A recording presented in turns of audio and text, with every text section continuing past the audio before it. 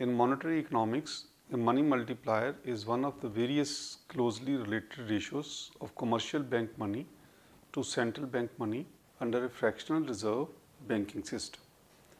Most often, it measures the maximum amount of commercial bank money that can be created by a given unit of central bank money.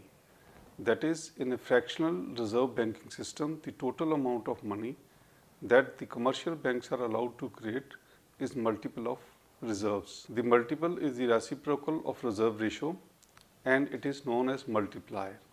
For purposes of monetary policy, what is of most interest is the predicted impact of changes in the central bank money on commercial bank money and in various models of monetary creation. The associate multiple, that is the ratio of these two changes, is called the money multiplier. For example, if one assumes that people hold a constant fraction of deposits as cash, one may add a currency variable, that is currency to deposit ratio, and obtain a multiplier. The proximate determinants of money multiplier are currency to deposit ratio, generally denoted by small c, time deposits to the demand deposit ratio, denoted by small t, and reserve to demand deposit ratio, denoted by small r. In this module, we will study how all these factors determine money multiplier in the economy and also understand the ultimate determinants of these proximate determinants in terms of the scale, interest and structural factors. After studying this module, we shall be able to know the proximate determinants of the money multiplier, learn about the effects of changes in each of these determinants on the money multiplier, identify the ultimate determinants of the proximate determinants, evaluate the impact of these determinants on the money supply, and analyze the behavior of the proximate and ultimate determinants of the money multiplier in India. The behavioral relation of the money supply equation is M is equal to M CRT into H, where M is equal to ordinary money and H is equal to high powered money. C is equal to currency deposit ratio, T is term deposit ratio, and R is equal to reserve deposit ratio. Here, the currency oblique demand deposit ratio C, time deposit oblique demand deposit ratio T are representative of the non-bank public's portfolio decisions and are their behavioral ratios, while the reserve ratio R, where R is equal to RR plus E, is largely determined by the central bank through the statutory cash reserve requirement RR and residually by the commercial bank's excess reserve ratio E, where E is equal to ER upon D. Thus, R represents in part the bank's portfolio decision. The money multiplier theory thus decomposes all changes in the money supply M into two broad heads, changes in M and changes in H, but the changes in money multiplier are multi-layered.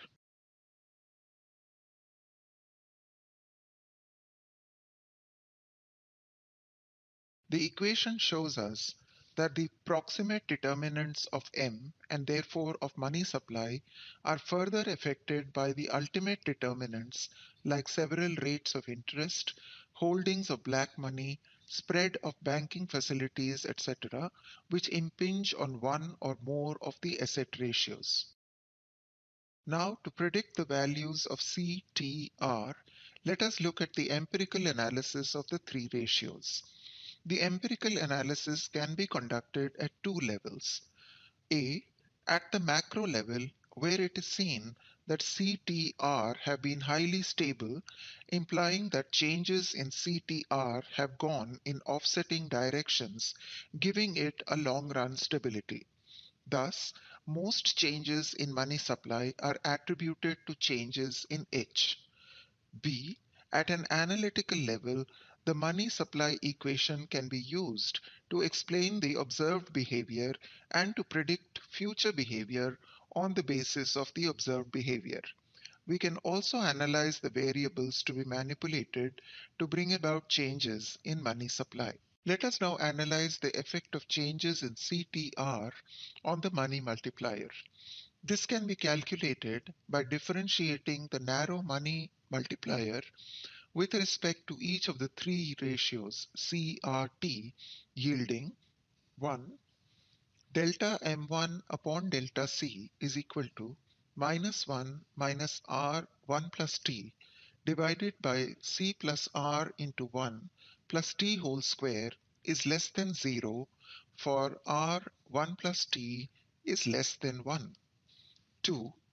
Delta M1 upon delta C is equal to minus R into 1 plus C by C plus R 1 plus T whole square is less than 0. That is, as T increases, narrow money multiplier decreases and hence narrow money also decreases. However, since M3 is equal to M1 plus TD, an increase in T would imply an increase in M3. Let us now analyze the effect of change in reserve deposit ratio on narrow multiplier. By differentiating the narrow multiplier, we get delta M1 by R equal to minus 1 plus T into 1 plus C by C plus R bracket 1 plus T whole square is less than 0. It can be seen that increases in R T will unambiguously lower the value of M1, while increasing in C will lower M1 so long as R bracket 1 plus T is less than 1, representing the leakage of H into current C holdings or reserves. It is important to note that since the total reserve ratio R is equal to the statutory reserve ratio RR plus the excess reserve ratio E, a change in R could come about through changes in RR or E. It is possible for the impact of changes in RR to be picked up through an adjustment in H or M.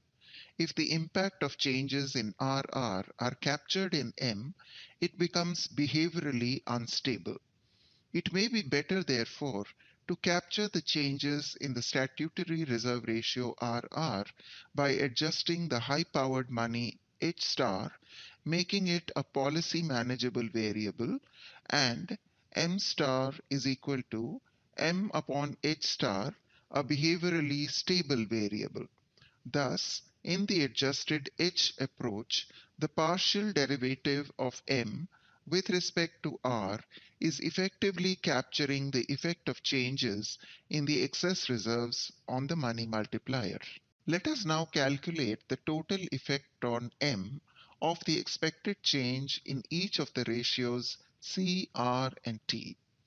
We need to estimate the partial effect of M on each of C, T, and R and add up. Differentiating M is equal to M bracket C, T, R totally, and taking discrete approximations, we get change in M equal to delta M by delta C into change C plus delta M by delta T into change T plus delta M by delta R into change R plus E, with E representing the residual consequent to taking discrete approximations. The three terms on the right-hand side represent the partial contribution to the change in M of the change in each of the ratios C, T, R. The sum of these terms constitute the explained portion of changes in M. We know the values of delta M by C, delta M by delta T, and delta M by delta R, and change in C, change in R, change in T are either observed or predicted. The relative contribution of each of the ratios to the changes in M can be found by dividing both sides of the equation by change in M to yield 1 is equal to delta M by delta C into change in C by change in M plus delta M by delta T into change in T by change in M plus delta M by delta R into change in R by change in M plus E by change in M. The average broad money multiplier during the 1990s was placed at 3.37 compared with the average narrow money multiplier of the order of 1.15 during the same period.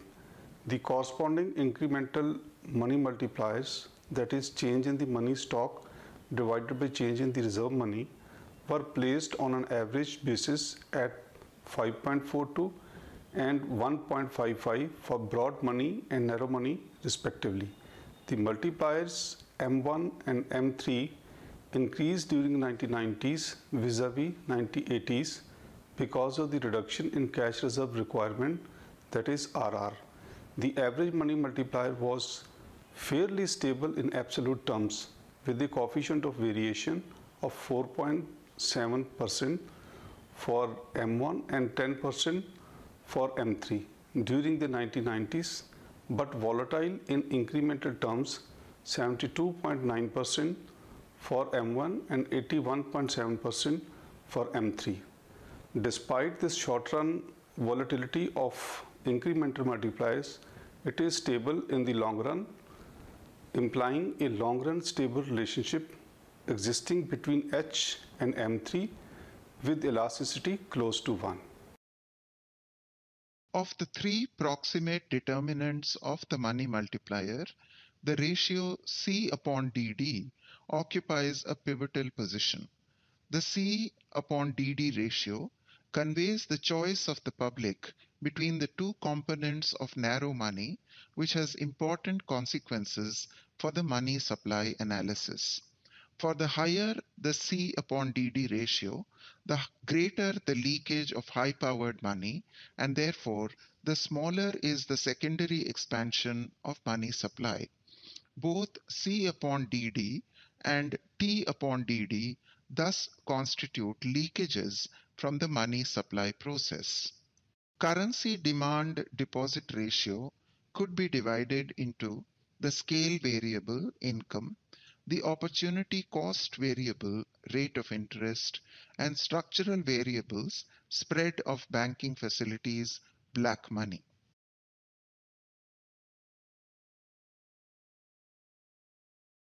Scale variable income. The growth of income in a growing economy is primarily associated with monetization.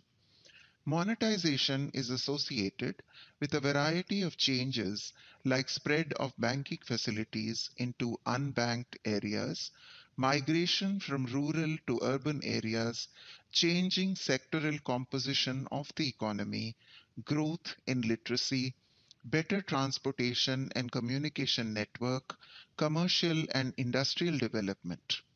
Income acts as a proxy for most of these developments. However, since both the demand for currency as well as the demand for demand deposits tend to increase with increases in income, a declining C upon DD ratio indicates that the income elasticity of currency demand is less than that of demand deposits. However, since both the demand for currency as well as the demand for demand deposits tend to increase with increases in income, a declining C upon DD ratio indicates that the income elasticity of currency demand is less than that of demand deposits. Structural variables. The spread of banking facilities amongst the population is likely to affect the C upon DD ratio, as it would enable the public to move out of currency into DD deposits and hence could be the cause of a decline in the C upon DD ratio. Another factor which could affect this ratio is black money holdings. In a period of high taxation, people have an incentive to evade taxes and hold them as currency. Apart from the C upon DD ratio, The T upon DD ratio is also affected by the decisions of the public. A rise in the T upon DD ratio would lower the value of the narrow money multiplier and raise that of the broad money multiplier. The time deposit to demand deposit ratio has increased steadily over the years from 0.53 in 1950-51 to 1.27 in 1970-71 to 3.63 and further to 6.23 in the periods 1980-81 and 2003-4. This reflects the rapid expansion of the banking system and the asset preference of the public. It has been observed that growth in time deposits is more relative to that of demand deposits, and there is a shift in the preference not for illiquidity but for higher returns, longer maturity period deposits. Growing competition from non-bank financial institutions and the inflationary pressures have led to a fall in the real rate of return. Yet the distribution of the deposit increase is in favor of time deposits. We can now look at the key determinants or explanatory variables responsible for the observed behavior of the ratio. The choice of public between these two categories of deposits is governed largely by considerations of liquidity, profitability, that is in terms of higher income earned, and individuals' time preference in portfolio management. We can now look at the key determinants or explanatory variables responsible for the behavior of the ratio.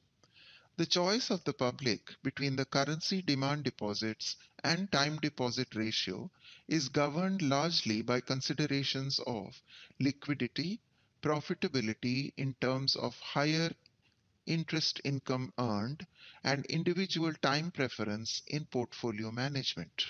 Scale variable income. Looking at real income as a scale variable, it has been observed that the income elasticity of demand for demand deposits is lower vis-à-vis demand for time deposits. Time deposits are a form of savings and not a medium of exchange. Therefore, as the level of savings increases with a rise in income, people hold more time deposits. Opportunity cost variable interest rate. The choice of the public in favor of time deposits is bound to be governed, however, largely by interest rate considerations. This is so because time deposits as saving instruments have to compete with other financial assets whose rate of return and riskiness becomes important and is hence picked up by the rate of the interest. The interest rates which can be treated as opportunity cost variables are rates of return on post office savings deposits, rates of return on ordinary and preference shares, rates of return on private company deposits of various maturities, along with the rates of interest on small saving schemes. The T upon DD ratio is a decreasing function of these opportunity cost variables. Structural variables. The spread of banking facilities would have no differential impact on the T upon DD ratio as there would be growth in both demand and time deposits.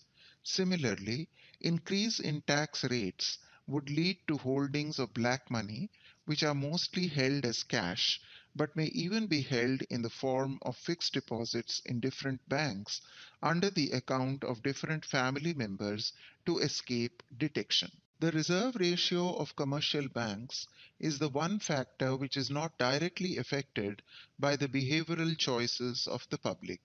It is an important decision that banks make in determining their portfolio composition in an effort to strike a balance between the considerations of liquidity, profitability, and safety. The basic choice is between cash and non-cash assets or earning assets. The portfolio composition is affected by legal restrictions as well as by institutional changes. For example, nationalization, amalgamation, and liquidation of weak banks, strengthening of paid-up capital requirements of banks, deposit insurance, supervision and inspection of banks by the RBI improve their internal health and strength, while the continuous availability of funds in the call money market and the presence of RBI as a lender of last resort improves the stability of the monetary system and lessens the need of banks to keep cash reserves.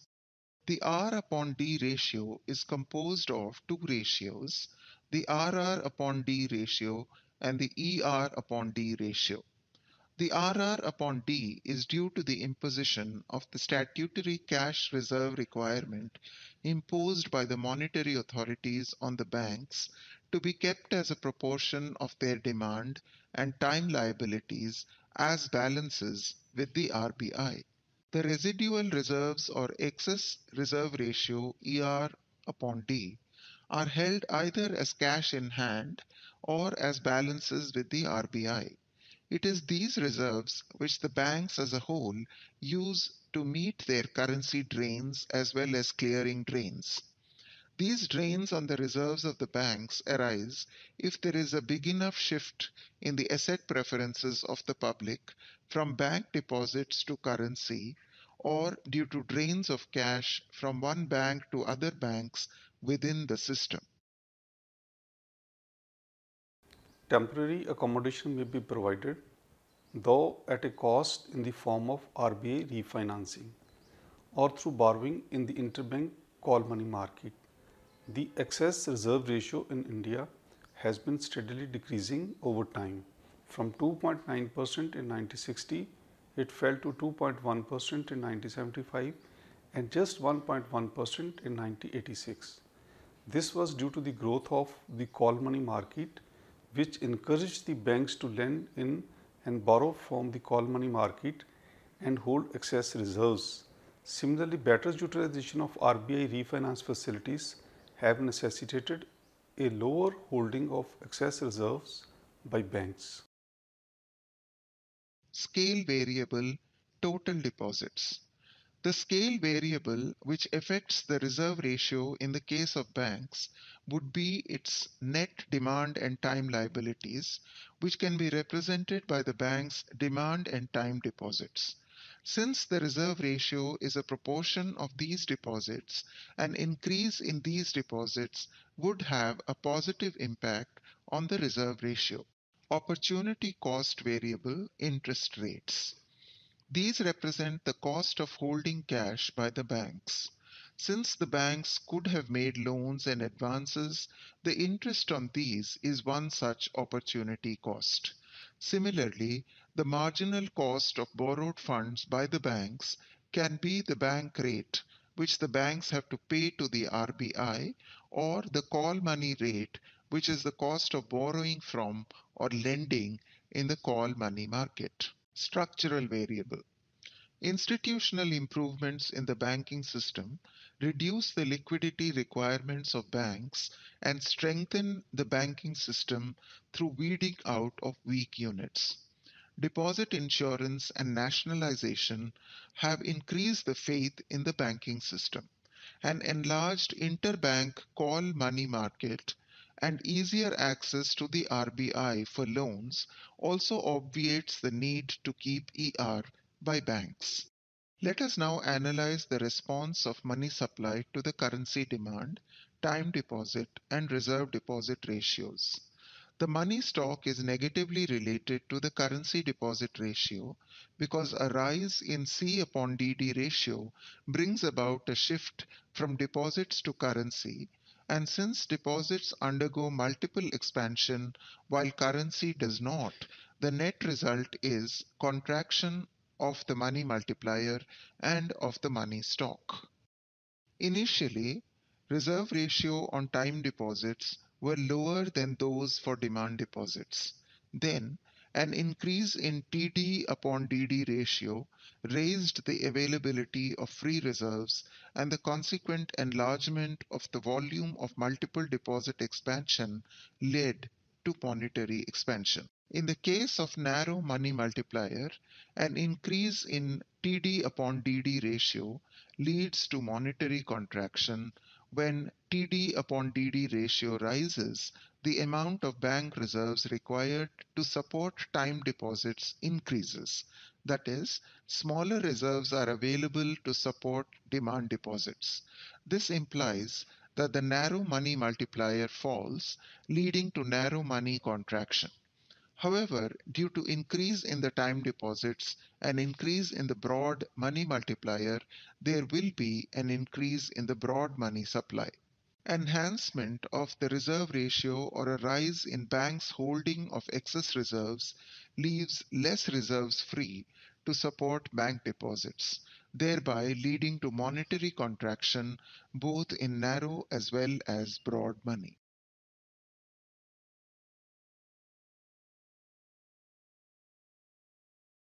In this module, we have learned about the proximate determinants of the narrow and broad money multipliers, the effect of changes in the currency deposit ratio, the time deposit ratio, and the reserve deposit ratio on the money multipliers, the time profile of the average and marginal multipliers showing long run stability, the ultimate determinants of the proximate determinants in terms of the scale, interest, and structural factors.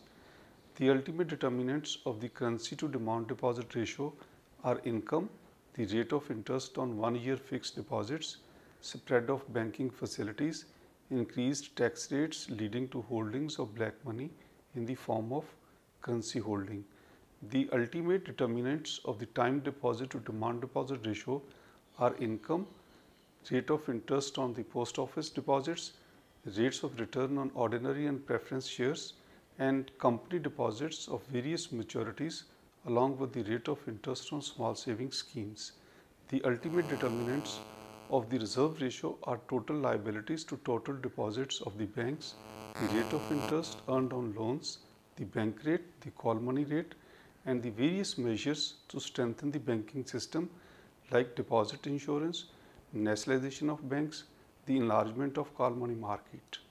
A rise in the currency to demand deposit ratio leads to a fall in the narrow and broad money multipliers, and hence a fall in the narrow and broad money multipliers because less reserve are available for secondary deposit creations with increased holding of currency.